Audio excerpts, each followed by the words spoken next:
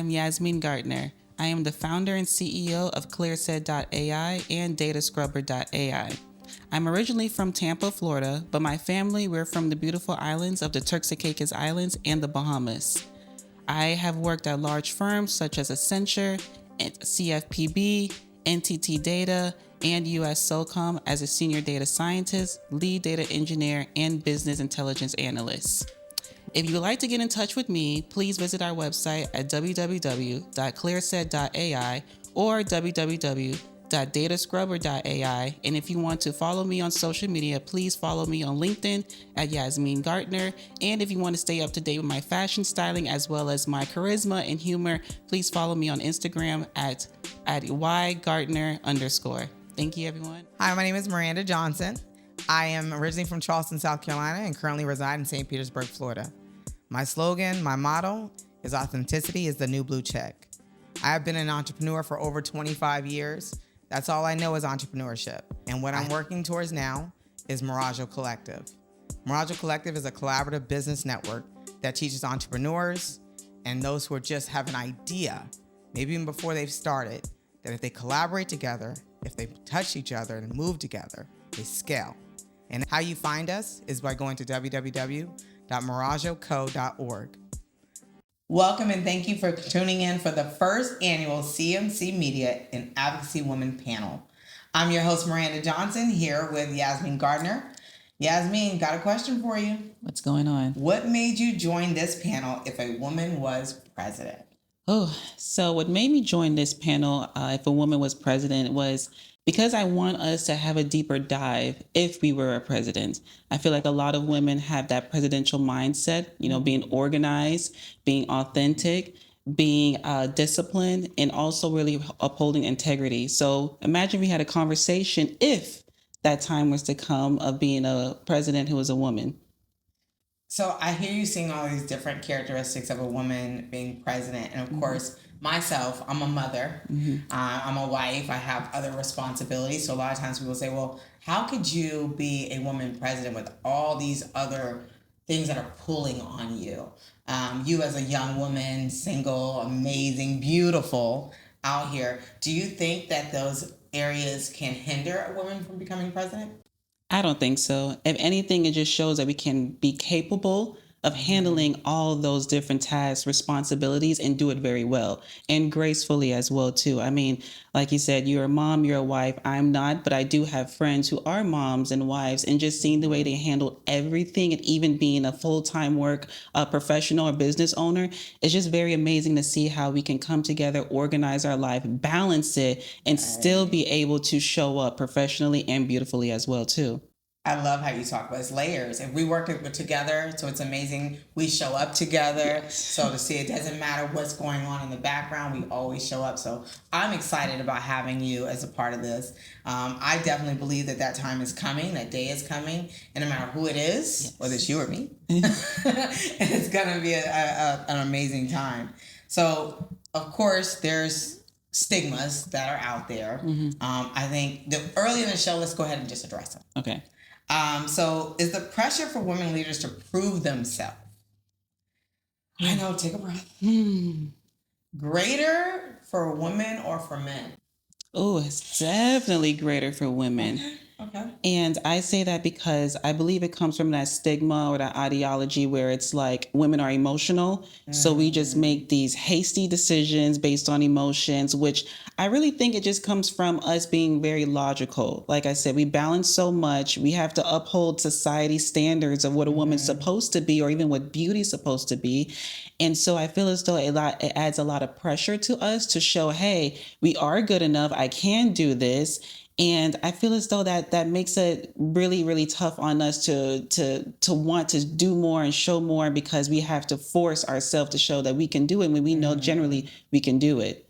Yeah, I definitely, I will say for myself, I was in the transportation industry many years and in construction. So in those industries, of course, I had to go in and prove that I was knowledgeable enough to handle a man's job. Right. And also that I could still balance home and balance those things. And I feel like it was like, maybe she can't do it. Maybe that's too much. If I had a moment of tears, because, I like to cry. think it's okay to cry. I don't know We're about you, but I humans. like to cry. We're human. And I've cried in front of men before. Yeah. But I will say this, times have changed. Mm-hmm. And I love working with men because now I'm seeing men being more in tune and more understanding with what women go through. Because they are also becoming single fathers. They're also being taking care of their elderly parents. They're seeing what it goes through. So they have so much to do on their side. Yeah. I feel like they're now understanding. So Yes. I really love what's happening in the shift that's happening because I feel like I cry and they don't look at me as weak. Exactly. It's not a weak trait. I mean, you have to let it out. Right. If you don't let it out, it builds up, and then only God knows what that buildup can lead to, you know, and it's some kind of negative situation or negative outburst, whatever the case may be. So being able to let it out in that healthy capacity also requires the tribe you're in as well, too, to say, hey, it's okay. I trust you, and I just want to let it out. And I'm glad that we're all starting to see that it's okay to have emotions. I mean, it's healthy. Let it out in the most healthiest way around people who you can trust. You just said the tribe word. Yes. You know, you said my magic word because it's all about the tribe, right? Yeah. It really is about who you hang around, who you speak to. You and I, we get on the phone. How long is the conversation? Like 2-3 hours. And most of the time you're like driving. I'm like, where is she going? Is she driving to Miami or something? Sometimes, I mean, I like to drive. Drive is where I have my mental peace. But you are a part of my tribe. You and a couple other people. I know, right? I announced it. It's on live. She said TV. it. She said it, guys. She's a part of my tribe. You're that intellectual part when I want to. Okay, let's think this through. And also, we have a couple years difference in age. Was it like 2 years? Yeah. No, I love it. I'm lying. No, it's about can't 20. you tell? We're about 15 years difference in age. It's okay though. I love that because I get to learn from you. I get to see the younger version of what femininity looks like today. So I love it to be able to see that, and then from where I'm at, to see things that I could be better at. Yeah. So I feel like that it offers some balance. So for me, it's great. So you are a part of my tribe. So now that you know, on that. And you are part of mine as well, too, because I look up to you because even though you are older, you've gone through so much, whether that's business, love life, friendship, all that stuff. And I get to learn from that to say, hey, let me do better. And me being very accountable and just love learning. I feel as though hearing, what you've gone through has really helped with wisdom to say, nope, let me stop and think because I can be impulsive, but only because I didn't have much growing up to learn. So I really do look up to you and always been gravitated to you and just wanted to learn more from you. Oh, this got me a little mushy. Okay, this boy, guys. So then let's get real. Let's talk about when it didn't go well, right? There was a time in this tribe we didn't agree. It was others that, because that's what happens in tribes that people don't realize. When you're having these type of conversations, when you're talking about proving yourself, there's another part of proving yourself is sometimes you step on toes. And stepping on toes sometimes happens with others coming in. Sometimes it happens with just your own feelings in the moment of making assumptions, right? You don't know, do they like me? Do they not like me? And we've had those moments where we're like, are we okay? Yes, we have. Are we okay? And let's just be honest. Sometimes it's not always a smile. No. Sometimes there are disagreements, but there's a key thing, and I think you would agree to this. It's the core. If I know your core well enough, and I know who you are at your core, I can trust that and leave it there. Right. So even if we have a disagreement, even if we don't like each other in that moment or in that second, I can go back to the core of Yasmine and say, you know what, that's not her.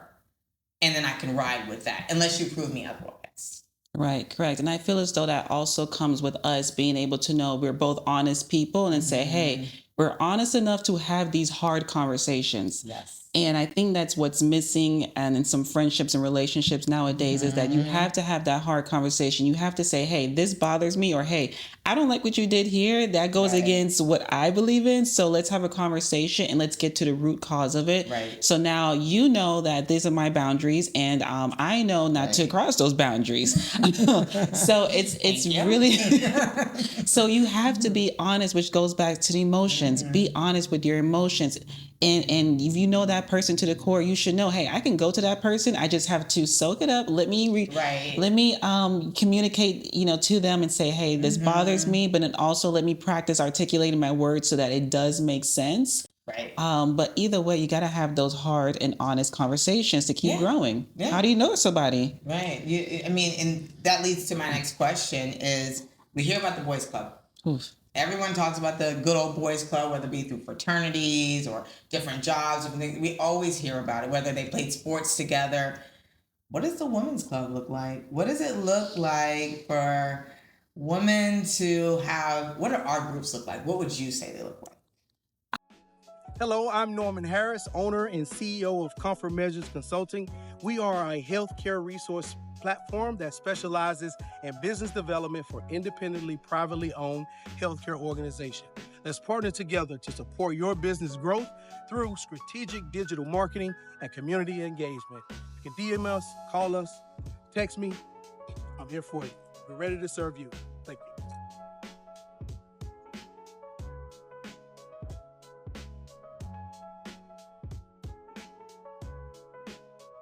I would say some groups would look like as if they're trying to compete with each other. And I think that's very devastating because I tell people all the time, there's so much money out there. We all need to come together as a union. I see myself as a union. I come across other AI companies, other AI brands, IT companies. We're all doing the same thing. And I have not once said, oh my gosh, I'm threatened. If anything, I'm like, how can we work together? How can I learn from you? Let's become a union. Let's bring in different, networks and all this stuff together. Let's collaborate. And I just want them to see it's not a competition. Don't gossip because, they see them on their down season, uplift each other and just help, because it could be you at that moment too. So I really just hope that we can really see us being unions and celebrating and coming together and say, hey, we might be in the same field, but you have this attribute that I don't have. Sure. You have that attribute or characteristic that I don't have. So let's learn from each other, and then you never know what that's going to come about. Yeah. I like calling it like finding each other's superpower. Yeah. Because I feel like we all have a different superpower. And it's like watching the Power Rangers, the green one, the pink one, and they all kind of come together. And as a different power, you put your little force fields, And it's like if I can get a little bit of your superpower, you can find some of mine. How powerful can we be together to fight whatever that is, compared to fighting each other? Right. But I also know that you're being nice and kind. So I'm gonna go a little deeper with the boys club of what our girls clubs could look like. Of course. It can look like and in business, specifically in business for me, it can look like for Black women only. It can look like for a Latino woman only. It can look like for this age group and not that age group. I feel like women are really, really good with really dividing the lines very heavily, which can, in business, cause them to miss out. Because in business, there's no race. There's no age. It's just money. Yeah. And it's understanding. And you need, and taking men out of the equation is so dangerous. Yeah. We do a lot of women only. So there's times where it works and it makes sense. And then there's times where it can affect you. Right. So for me, I see the clicks when we start adding race on business groups. I know they may not like that. That's Miranda.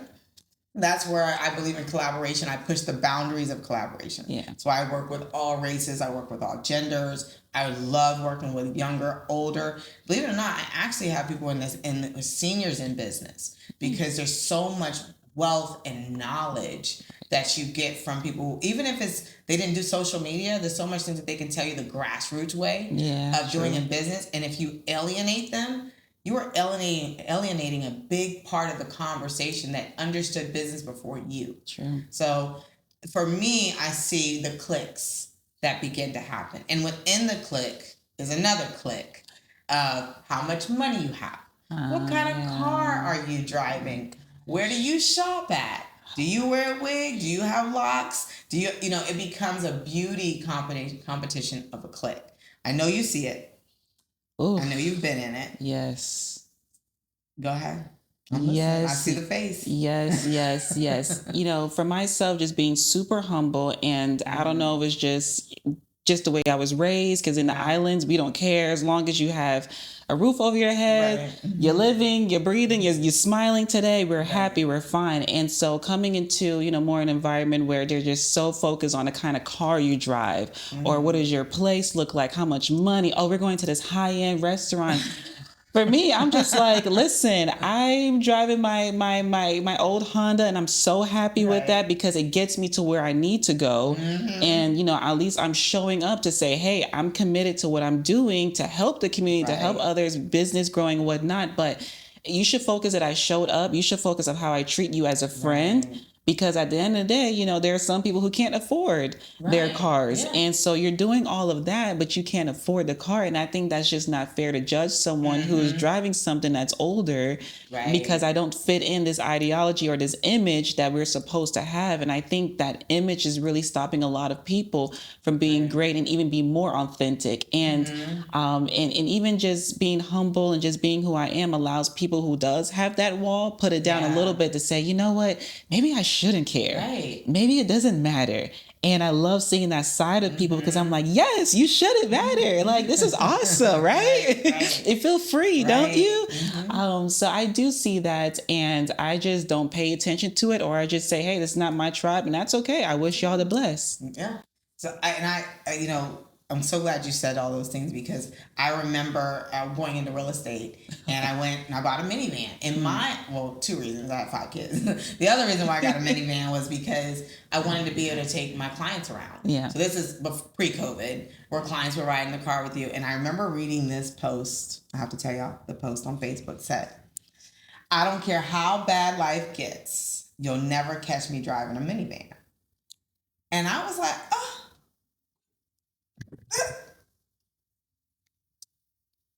Ouch. And because I am a woman in business, I have accomplished a lot. The ego inside of me that wanted to say, a few choice words. Because even though I'm driving this minivan, my minivan is paid for because my business paid for it. And there's a difference of understanding of, are you driving something because you want to show the world you need to make a point, or is your business taking care of that? And even if it's not, even if you're just, you got it because somebody passed it down and you got it for free, it doesn't matter how it happened. But at the end of the day, if you're looking at my vehicle, you missed the point. Yeah. You missed the whole point. Right. The idea is for you to have a journey in business. Right. And the journey doesn't look like you going and spending a whole bunch of money in the beginning. Loans, VCs, any different things that you use to get money. And you use that money to look like something. And then on the other side, when it's time to pull out real cash, you're not capable. Right. So I would rather, which I've had moments, drive that old Mercury Sable with no power steering. I have one. And be on my journey to wealth than to try to prove something to someone else. And I feel as though that's very respectful. Like people start to see, oh, wow, she took her time. She didn't try to be flashy or try to, fit in. She really was so focused on her journey that it's very respectable because you did it the right way, the integrity way. And it's like, man, like the amount of times I get that, I get that because you're like, Yasmine, seeing how you were when you first started to now, it's so respectful. And I'm like, this is what I want. I want to be respected. And I'm glad that I'm just being able to show this journey to others and even learning from you, as well too, to say, you guys just do it. Right. And then on top of it, it's a material things, honestly. When the business takes off, then you can afford that big old nice G-Wagon, whatever the case may be. Do what you want. Do what you want. Do what you want. Do as you please. I love it for you. That's it. Yeah. Just show up. It's not saying take it away. No. It's just saying, and it's not saying times that you can't celebrate yourself. Of course not. Because I always celebrated my wins. Yes. But not for someone else. Yeah. So... How can we dismantle to help the next generation, those coming after us, to have a different mindset, a different view, so that they don't get caught up in the clicks or and this ideology of what it looks like to be in business or to have an LLC? I think we need to start being more curious and open-minded to someone. You know, I can look at you and say, okay, Miranda has locks, she has a septum, and her earrings, they're always different. They're always so elaborate. I want to learn about her a little bit, or just see why does she go for this look. And maybe that gives me a deeper dive of, you know, who she is, her story, and of course, you know, building as time comes. But I feel like we need to be more curious of people, because you can look at us and say, interesting. Like for me, you don't see it now, but I have over 30 tattoos. So when I am on that leg, girl. I did. So when I am showing my tattoos, that curiosity of why does she has a chest tattoo, or why does she, let me go talk to her. And then you start to see, oh, this person is actually a great person, regardless of what they're driving, regardless of what they have. They're like, this person is great. And that's what we want. Long-term friendships, long-term relationships. I think that's where we need to start doing more, being more curious about each other, and just open-minded, you know, and just stop looking on what's on the outside and figure out, who is this person? Why are they, you know, I see them all the time. And again, the elaborate earrings is beautiful. Where do you go shop? Oh, you go there too? Oh, I need to start going there too. And it starts building that friendship and relationship. And that's where you start to see the 5 years, the 10 years, 15, 20 years relationships. And that's just longevity. That's what we should be striving for. Longevity, which turns into legacy. That, girl, you said a mouthful. You definitely said a mouthful. I love it because you mentioned collaboration earlier. To get to collaboration, curiosity must happen, right? And acceptance. And to be able to say, you may not do exactly what I do, or maybe you do, but maybe you do it different, from a different perspective. Right. And for me, you know, I was a military brat. I have two parents, amazing mother and father, who are a little bit of hippies. They won't admit it. You know, my mother is a pastor. My dad not. No longer together, but that's okay. They cool. But they allowed me to freely express myself, which, you know, I think allowed me to go into entrepreneurship early. Nice. So I'm coming from a very different perspective from maybe somebody who was stifled. Maybe someone was told, no, you can't do this. So the barrier is a little different.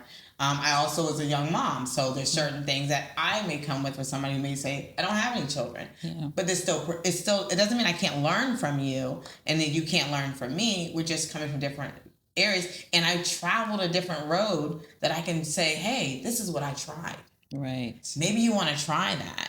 And it now allows us to go deeper. And I feel like how to dismantle that is, just like you said, it's curiosity, it's definitely acceptance, and it's teaching and also learning at the same time. It is not just going to a younger girl feeling like you're going to tell her how she should be. Right. You're going to tell her how she should dress. I personally do not feel like there's a dress code in business. I'm just going to tell you, I don't, because I normally am in yoga pants and sneakers all the time. If they would allow me, I'd do that here. And even when I go out, that's my dress code. That's how I feel comfortable. Not that I'm not comfortable here, but I feel like we need to get rid of these like monkey suit stereotypes. Oh my gosh. Yes. Start going back to listening to what children are saying. I feel like they're pushing barriers. They've already proved us wrong. We told them that TikTok wasn't going to make them no money. Shame on us. We told them that YouTube wasn't going to make them money. Embarrassing. We keep telling them that things were not going to happen. And they have literally in our faces said, watch me. Yeah. And now we as adults are trying to copy what they did. Yeah. When I felt like that's the collaboration. That's the dismantling. Pay attention what the younger generation is doing, because they are evolving faster than us. So as we evolve and as we look at these groups, go back and say, are your groups listening to the younger generation? Right. And if they're not, you're not growing. I need to start listening just a little bit. Because, you know, each generation they've gone through, someone was always that one that was outspoken or stepped out and whatnot. Right, you know, you've seen in this 50s, 60s. You've seen it in every different generation. Right. So this is just this generation. It happens to be social media. So... And then the next one is going to be something different where I'm going to be like, well, what the heck is this? Okay, I guess I will learn. Exactly. And what will that be? Who knows? And so in saying that, what So that took sacrifice. I'm sure that took that child or that person or that adult to say, I'm going to go against the grain. Right. What's the one sacrifice in your career through your journey that you think you made that you probably will either never make again or you are happy with and you're glad you did it? You're scratching your head hard, girl. Ooh, y'all, please keep your 9 to 5. Oh, yes. So it's funny enough because I didn't like quit my 9 to 5. Okay. I actually got laid off. Yeah. And so during that time, I said, okay, maybe this is God telling me go. Maybe this is God telling me go full time and see how it works out. Man, I did that and I said, let me go back to 9 to 5 because that stability was just so much needed, but I was still growing my business at the same time too. So even, and I understand that the job market in today's society is just very difficult to try to find a job, but entrepreneur can also be Uber, Lyft, whatever you can find to gain that stability. Please find a full-time stability. And then while you're growing your side until that becomes your stability. But don't lose the passion because you have to go that route. You have to eat. You have to take care of your bills. Unfortunately, so the world doesn't stop. And that's a sad matter, but that's just where we're at today. So I really just tell people, please get that stability so you don't be stressing out and and then continue to grow because during that process you will be learning. You never know. You can learn something new that you can transfer into your side hustle that turns into that full-time opportunity. So just keep that stability in mind is what I really would like to say that I kind of sacrificed was like, nah, dang it, my husband big. You know, going to entrepreneurship so young, my mother would always tell me, Miranda, just remember, do whatever you want. Stable money, stable bills. Oof. So if you can do whatever you want, but right there, you got to make sure. So even if that's a $9, $10, $15, whatever it is for those stable bills that constantly hit every month, you make sure you have stable money for it. Right. And then all the other things come with it. And I've always kind of looked at that as, you know, even as I built my business. And I don't know how many entrepreneurs do this, but I always put myself on a payroll. I never just took 100% of my business. It didn't matter how much income I was coming in. I always put myself on a payroll. Right. And I gave myself annual raises just like...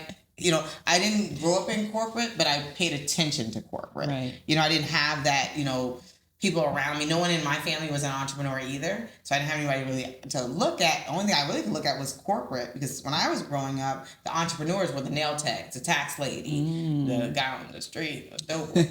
Anyway, but he was an entrepreneur to me. So that guy, for me, I actually, I can say this on the show, learned a lot of my tools and gifts of entrepreneurship through a lot of men who, what you call the street guy. Yeah. They taught me a lot about business, how people think, how to pay attention, mannerisms, everything to how to read someone's energy, how to know when somebody's playing with your money. You know, and I was like, oh, okay, I see that. They are playing with my money. You know, and how somebody's just not being authentic to you. Yeah. That's where I learned a lot of, you know, how to, I think that's why it put me in a lot of male-dominated roles. Because I saw that. However, I also saw with the sacrifices and things that I definitely don't want to make again. Yeah. I sacrificed me. I was really good at building other people up and their ideas. And I was like, tell me what your idea is. Oh, let's do it. And I would have an idea too. And I didn't really hold them the same way accountable to support me and my ideas.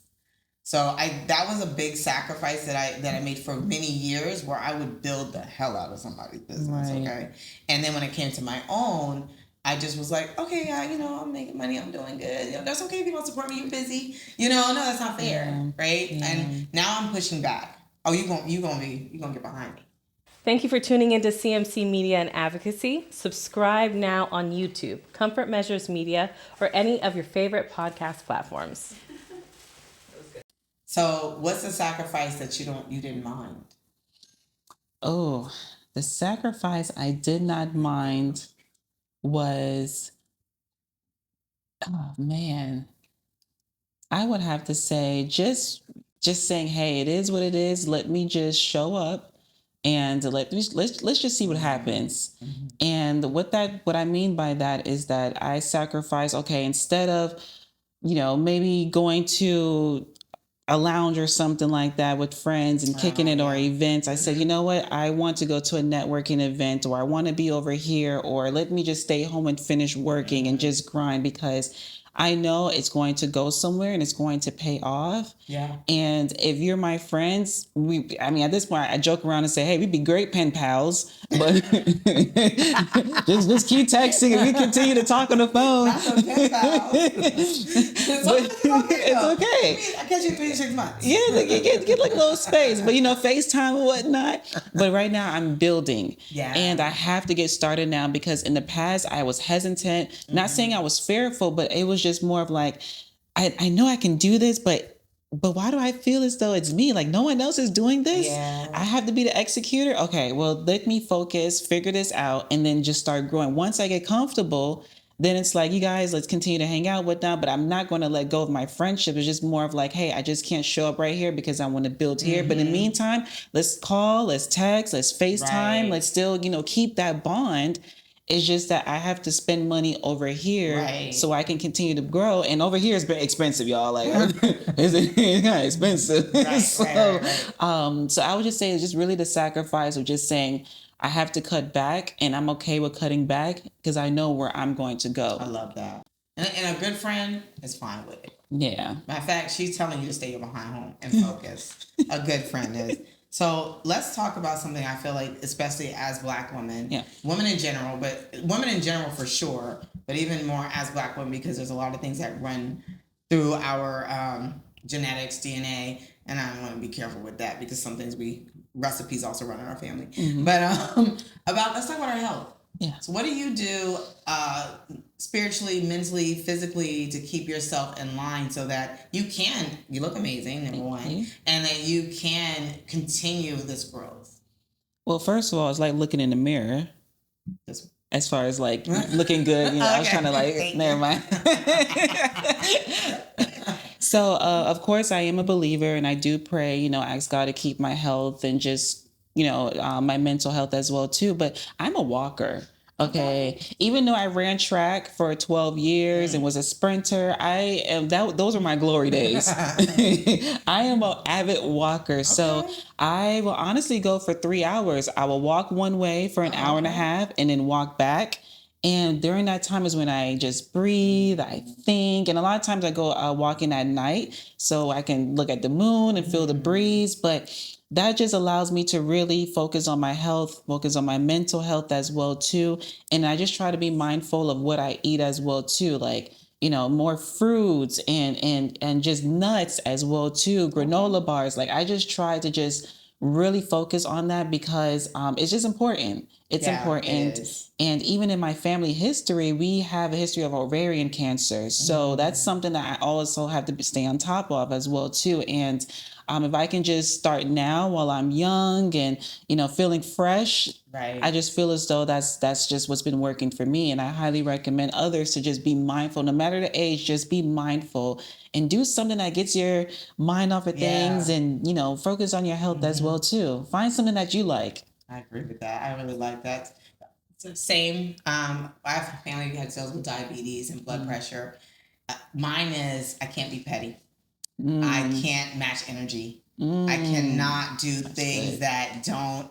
My spirit has to agree with it because I have to stay in a place of peace. And if there's something that, is aggravating or is making me feel amped, of course I have to be mindful about my eating, but I have to be mindful about my energy. And the more mindful I am about my energy, that plays into my work life. It plays into my family life. Because I do recognize how I take care of myself. If I'm, like you said, I love walking as well. If I'm working, mine's planking. Everybody knows I love to plank. People know me. They love I'm a planker. Planking for me is a way of meditation. It's a way of control. It's a way of just understanding that you are at your core in all things. But it does play in how I show up in my marriage, how I show up if I'm going to be aggravated when I come home. Everything shows up. So if I want to be petty with people, I'm going to match you because what you did to me. If I do that, I will most likely also do that at home, or I'm already doing that at home. So for me, it's being very conscious about that. And I also feel like this. I'm pretty happy. Yeah. I don't really, God is good. Yeah. You know what I mean? Like, you know, things have been good and it's not perfect. It's not perfect. I have gone through the trials, okay? But I'm good enough to recognize that I do not need to be inconsiderate of my health and my space and allow somebody else in to harm me in a way that is not productive.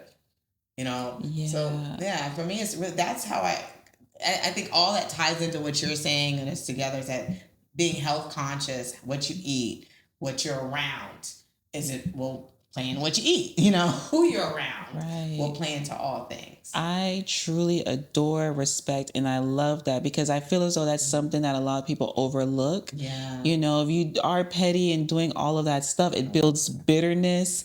It builds resentment. It builds those negative traits inside, which then starts to make you sour. And you walk around here sour. Now you have this mindset of anger, and it's a buildup, and that doesn't feel good on the inside. It's funny. Not too long ago, I was watching a YouTube channel of a pastor, and he was talking about be a peacemaker.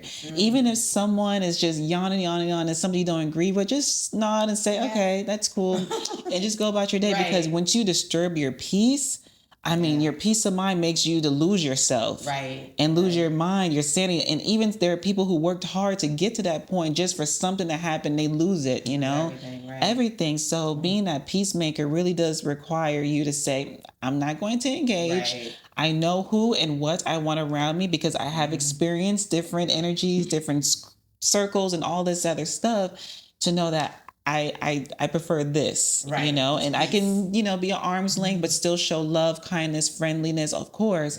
But I just, you know, take my time because my peace is important. Yes, I like peace that. of mind is important. I like that. That's something I told someone recently. They were wanting to argue. And I said, here's the thing. Are you wanting to argue for us to get to a point of healing? Or are you wanting to argue to prove a point? Because if you want to prove your point, well, you need to stop talking. Yeah. Because I only will, and that's even in my marriage, it's in my kids, it's everything. We need to be having a conversation, and it can be upset. You can yell, you can get upset, but it needs to be for the betterment of what we're supposed to be doing. And that brings me to something that we haven't touched on. We talked a little bit about the younger generation, and you know, we're talking about how healing and health. What is one thing you feel like should be in the grade school system right now that you think that would help young women entrepreneurs who might be the next president? If you were to pick one class topic, what would your class topic be? I would say I'm kind of torn, but I would just between emotional intelligence and communication. And I say that's because you're going to come across people. People are everywhere. Networking, that's the biggest word now, networking. But you need to know how to just be okay to say, let's just have a conversation. How was your day? Oh, what do you like to do for fun? I realize a lot of people find that very hard to do nowadays, you know? And it's like you're coming across people. Like, I understand, you know, they're introverts, there's shyness and whatnot. But how do you get a chance to grow yourself and being able to articulate how you feel and being able to say, you know, this bothers me if you don't put yourself out there and just start talking to people and start and having those conversations. So I really would say just really communication. You know, practice communication, practice how to, you know, write in cursive and all this stuff. Like I like going back to cursive. Hey, I'm old fashioned, honestly, guys. But, you know, people are everywhere. We need to learn how to adapt to those who didn't grow up like us, adapt to those who are having different perspectives, those with different abilities as well, too. You know, we need to really just understand people are always going to be around us. And you're going to come across different people.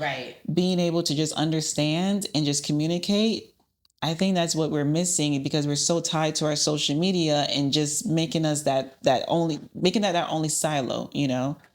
Okay. The class would be simple and sweet for me. Unbox me. That would be my class assignment. It would be walking in and everything there are no boxes. You're learning how to be unique, set apart, be different. You come in as you are, You walk in and there's no those social structures. Everything is about tell me who you are and tell me why you think that way. Right. And no one gets to come in and change your mind. You just listening. It's all just listening about different perspectives. And that class would just be called Unbox Me. Oh, Just let me be me. I think that's what's missing is people just being able to just be simply themselves. Of course. In a healthy manner that is within a growth way. Not just unbox me and then you just and I'll leave that alone. So we're almost to the end here. Aww. I know. I feel like this is good, right? This is great conversation. Okay, how much BME? Anyway, I'm gonna end with something that I feel like is kind of a hot topic right now. Mm-hmm. What do you bring to the table in marriage? No, sorry.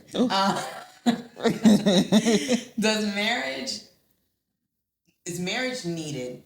Is man, woman, whatever you subscribe to, personal situation.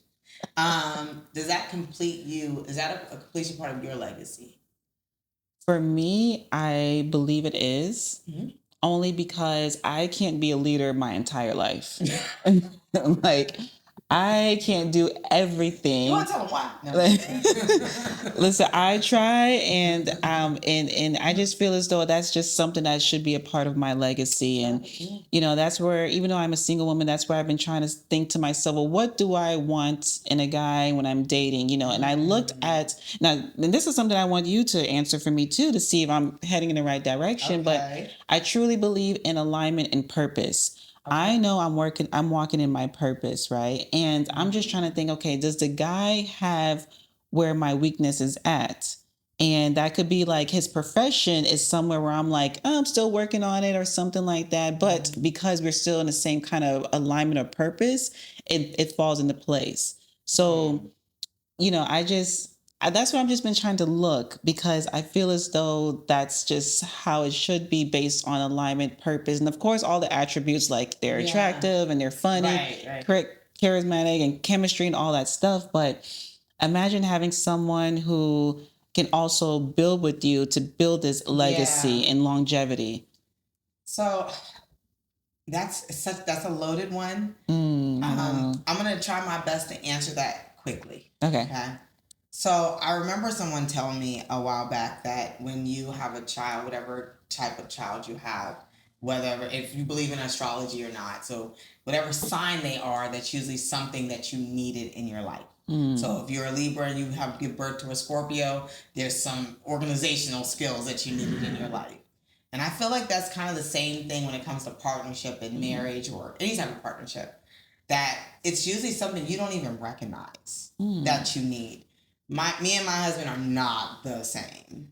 I'm loud, I'm jokey, I am wild, I am, I'm outside, he's inside, he's quiet, but he is reading the rooms for me.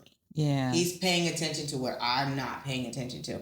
I didn't know to ask for those things. I thought I needed somebody who would match my energy. And the truth is, he does in a more supportive, protective way. Yeah.